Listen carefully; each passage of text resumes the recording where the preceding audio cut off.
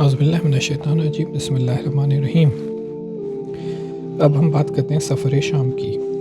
جب آپ کی عمر 9-10 سال کی ہوئی تو آپ نے بعض لوگوں کے ریوڑ اجرت پر چرانے شروع کر دیے تاکہ اپنے محترم چچا کا ہاتھ بٹائیں۔ جب آپ کی عمر 10-12 سال کے قریب پہنچی تو تجارت کی غرض سے حضرت ابو طالب کے ساتھ شام کا سفر شروع کیا۔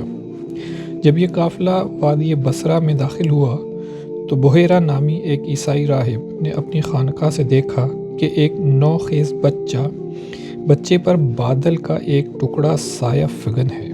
وہ بچہ جدھر جاتا ہے بادل کا ٹکڑا اس کے ساتھ ساتھ جاتا ہے۔ بحیرہ نے جب اپنے خانقاہ کے دریچے سے یہ منظر دیکھا تو اسے خیال آیا کہ جس صادق و امین نبی کے ہم منتظر ہیں اور جس کی علامات ہماری کتب میں مرقوم ہیں، کہیں یہ جو نوجوان وہی تو نہیں؟ اسے قریب سے دیکھنا چاہیے تاکہ ان کی نشانیوں کے بارے میں پورا وثوق ہو جائے۔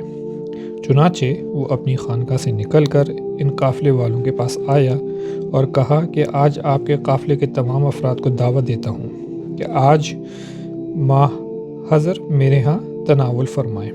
جب قافلے والے کھانے سے فارغ ہوئے تو اس نے سب کو رخصت کر دیا اور خود حضور صلی اللہ علیہ وسلم کے قریب آیا اور حضور صلی اللہ علیہ وسلم کی نیند، بیداری وغیرہ کی کیفیت کے بارے میں دریافت کرتا رہا۔ حضور صلی اللہ علیہ وسلم جو حالت اسے بتاتے، اس سے ان صفات کی تصدیق ہوتی جاتی جو نبی آخر الزمان صلی اللہ علیہ وسلم کے بارے میں اس کے پاس تھیں۔ آخر میں اس نے پشت مبارک سے کپڑا اٹھایا اور اس نے مہر نبوت کو بعین اس صورت میں دیکھا جو اس کے پاس تھی۔ بے ساختہ اس نے جھک کر مہر نبوت کو چوم لیا۔ جب بحیرہ اس سے فارغ ہوا تو حضرت ابو طالب کی طرف متوجہ ہو کر کہا، اس بچے سے آپ کا کیا رشتہ ہے؟ آپ نے کہا، یہ میرا بیٹا ہے۔ بحیرہ نے کہا، یہ آپ کا بیٹا نہیں اور نہ ہی اس کا باپ زندہ موجود ہو سکتا ہے۔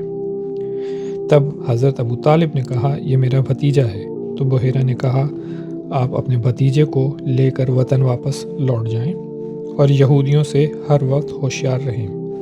اگر انہوں نے دیکھ لیا اور ان کو ان حالت کا علم ہو گیا جن کا مجھے علم ہوا ہے تو وہ انہیں ضرور ضرر پہنچانے سے باز نہیں آئیں گے۔